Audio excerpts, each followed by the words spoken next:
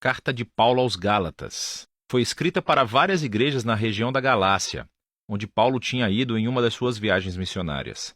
Você pode ler as histórias no livro de Atos. Ele escreveu essa importante carta sentindo uma profunda paixão e frustração. Aqui está a história por trás dela. O cristianismo começou como um movimento judaico-messiânico em Jerusalém, mas a sua mensagem era para toda a humanidade e, assim, rapidamente se espalhou para além de Israel.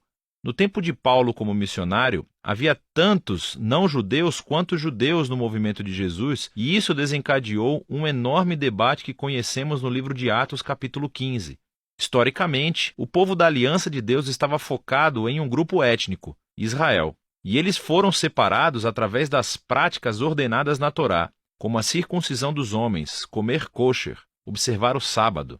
E havia muitos cristãos judeus que acreditavam que, para todos esses não-judeus realmente se tornarem parte da família de Deus, eles precisavam obedecer às leis da Torá. E assim, alguns desses cristãos judeus acabaram vindo para as igrejas da Galácia. Eles estavam falando mal de Paulo e exigindo a circuncisão de todos esses homens não-judeus cristãos. E muitos deles foram circuncidados. E quando Paulo soube disso, ele ficou com o coração partido e irritado. E eis que surge essa carta.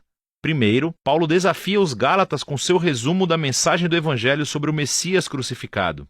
Então, ele argumenta que esse Evangelho é o que cria a nova família multiétnica de Jesus e Abraão, e ele mostra como esse Evangelho é o que realmente transforma as pessoas pela presença e pelo poder do Espírito.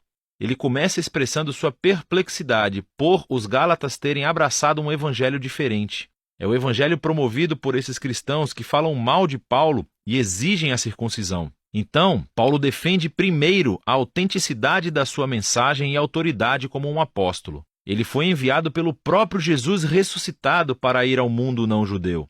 Lembre-se da história do livro de Atos. Paulo diz que somente mais tarde que ele foi a Jerusalém encontrar os outros apóstolos, como Pedro ou Tiago. E quando ele lhes disse que não estava exigindo que os cristãos não-judeus fossem circuncidados ou comessem kosher, eles deram seu apoio total. Mas essa tensão era mais profunda. Pedro tinha ido a Antioquia para visitar e ver todos esses cristãos não-judeus, e ele estava comendo e se relacionando com eles. Mas, quando alguns desse grupo de oposição de Jerusalém apareceram em Antioquia, Pedro cedeu sob sua pressão. Ele parou de comer com esses cristãos incircuncisos e os evitava. E assim Paulo confrontou e acusou Pedro de hipocrisia, de não permanecer fiel ao Evangelho. Para Paulo, exigir que esses novos cristãos fossem circuncidados e observassem as leis da Torá é um erro muito grande e por muitas razões. Primeiro de tudo porque é uma traição ao Evangelho. Ou, em suas palavras, as pessoas não são justificadas pelas obras da Torá, mas somente pela fé em Jesus, o Messias.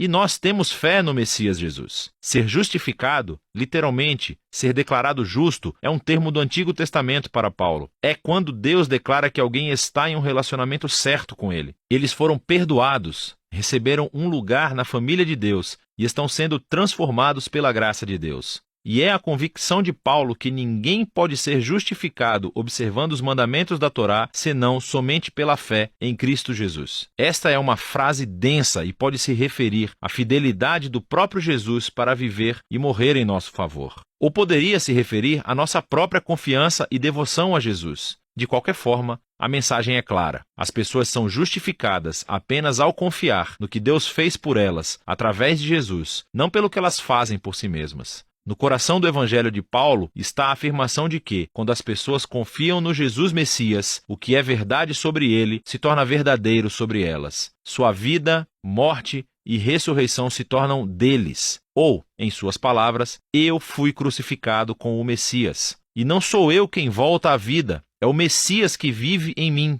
E a vida que agora vivo, eu vivo pela fé no Filho de Deus, que me amou e se entregou por mim. E então, a razão pela qual qualquer um pode dizer que está bem com Deus ou que pertence à família da aliança de Jesus não é porque obedeceu às leis da Torá. É somente por causa do que Jesus fez por eles, que eles nunca poderiam fazer por si mesmos. Agora, essa compreensão profunda do que Jesus realizou tem enormes implicações para quem pode agora fazer parte da família da aliança de Deus e o que significa viver como um membro dessa família. Então, Paulo primeiro menciona as histórias sobre Abraão em Gênesis. como ele foi justificado ou declarado justo diante de Deus simplesmente por ter fé. Ao confiar na promessa de Deus, naquele dia, todas as nações encontrariam a bênção de Deus através dele e de seus descendentes. O propósito de Deus era sempre ter uma família grande, multiétnica, de pessoas que se relacionam com ele com base na fé, não nas leis da Torá. Mas isso levanta uma questão importante. Por que foi então que Deus deu as leis da Torá a Israel? Aqui, Paulo oferece uma explicação muito breve e densa, que mais tarde ele completará em sua carta aos Romanos. Ele observa que as leis da Torá foram dadas a Israel no Monte Sinai muito depois da promessa de Deus a Abraão. E se você ler a Torá cuidadosamente, ele diz: você verá que Deus sempre desejou que as leis fossem uma medida temporária. Ele diz que as leis tiveram um papel negativo e positivo. Negativamente, as leis agiram como uma lupa sobre o pecado de Israel. Elas expuseram como Israel compartilhou a condição humana pecaminosa, constantemente se rebelando contra a lei de Deus. E assim, a lei, que é boa, acabou pronunciando Israel e toda a humanidade como culpados. Ou, em suas palavras, as leis aprisionavam todos sob o poder do pecado, mas as leis também tinham um papel positivo. Elas agiam como um professor rigoroso da escola, que mantinha Israel na linha até a vinda da prometida descendência de Abraão, o Messias.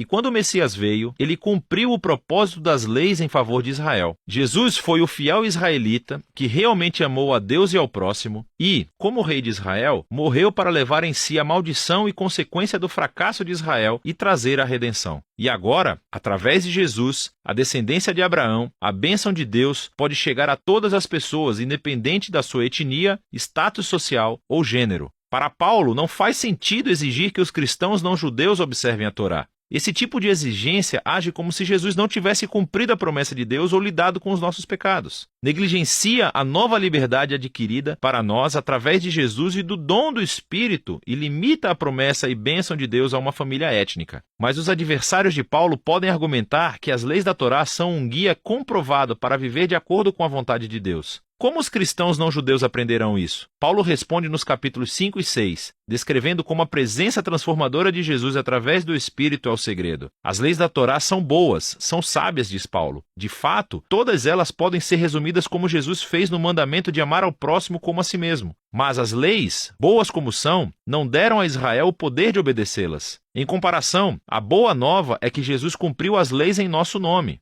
E agora, ele vive em nós através do Espírito, transformando o seu povo em novos seres humanos que cumprem a lei amando os outros. Então, Paulo continua, o contraste é entre a antiga e a nova humanidade. Os hábitos da antiga humanidade são óbvios. Estes são comportamentos que desumanizam as pessoas, destroem relacionamentos e comunidades inteiras. E, enquanto as leis da Torá proibiam esses comportamentos, Jesus realmente aniquilou-os na cruz. Então, quando uma pessoa confia em Jesus e vive em independência do Espírito, a vida de Jesus se torna dessa pessoa e produz aquilo que Paulo chama de fruto do Espírito. Este é o modo de vida de Jesus que ele quer reproduzir na sua família, para que se tornem pessoas de amor, alegria, paz, paciência, bondade, fidelidade, humildade, gentileza e autocontrole. Mas esse fruto não é automático, diz Paulo. Ele requer cultivo, assim como um fruto real. Ou, em suas palavras, se vivemos pelo Espírito, temos que nos manter em sintonia com o Espírito. Isso requer intencionalidade. Temos que aprender a podar os nossos velhos hábitos e cultivar novos e, ao fazê-lo, somos levados pelo Espírito à medida que Jesus renova as nossas mentes e corações e nos torna pessoas que amam a Deus e aos outros.